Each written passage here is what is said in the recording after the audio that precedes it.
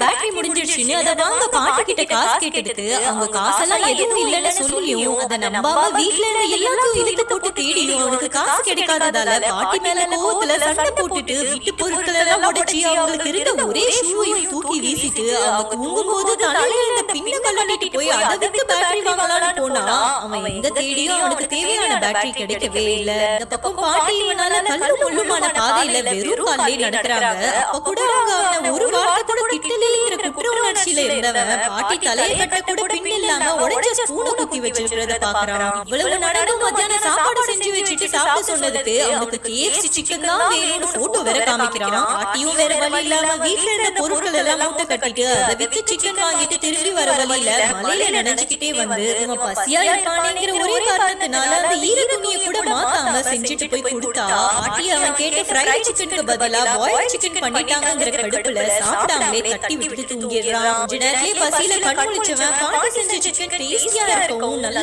சாப்பிட்டு போய் பார்த்தா மலையில நனைஞ்சதுல பாட்டி குளிர் காய்ச்சல்ல முடியாம படுத்துட்டு இருக்காங்க. அந்த நேரத்துல அவங்கள பொறுப்பா பாத்துக்கிட்டு இவன் ஸ்கூல் லீவ் முடிஞ்சு வீட்டுக்கு திரும்பி போகும்போது பாட்டி கொடுத்த பொருட்கள்ல ஒரு சின்ன பார்சலை திறந்து பார்த்தா அதுல வீடியோ கேமும் அதோட பேட்டரிக்கான காசையும் பார்த்து அவங்க உண்மையான அன்பை புரிஞ்சுக்கிட்டு அழுக ஆரம்பிச்சு